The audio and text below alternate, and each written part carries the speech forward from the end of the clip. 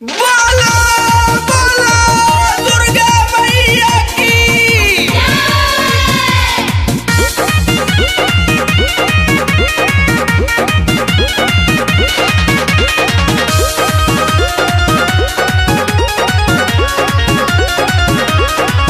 थोले माई के चरण कले पूजा रे चान अभी समन शादी चला पाटू है। थोले माई के चरण कले पूजा रे चान अभी समन शादी चला पाटू है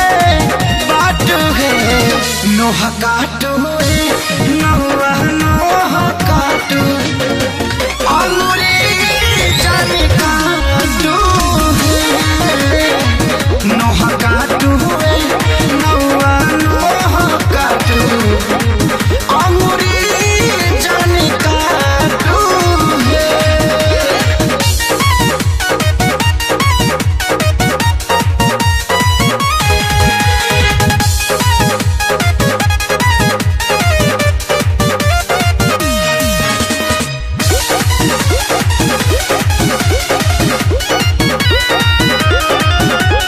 सुनिया मारौआ घर ही पूजा करी गौआ तले के गंगा जल धोती आम के पोलौआ एगो सुनिया मारौआ घर ही पूजा करी गौआ तले के गंगा जल धोती आम के पोलौआ लेके गाय के गोबर लिपि चौका पूरे भरे नाना तो से कहत कि चौर छाटू है नोहा काटू है नौआ नोहा काटू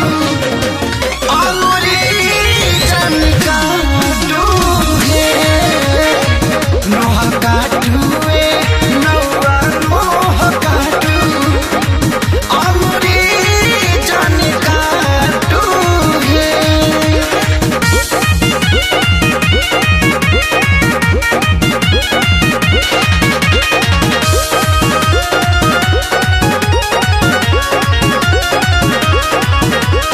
सेवा में ना कमी होखे मैया अइली घरवा जादो जी लैले दूधावा उतारला करहावा सेवा में ना कमी होखे मैया अइली घरवा जादो जी लैले दूधावा उतारला करहावा सुन सही रखे सारी गलती करलो ना भारी आ सुनील कमल के डाटू है नोहा काटू है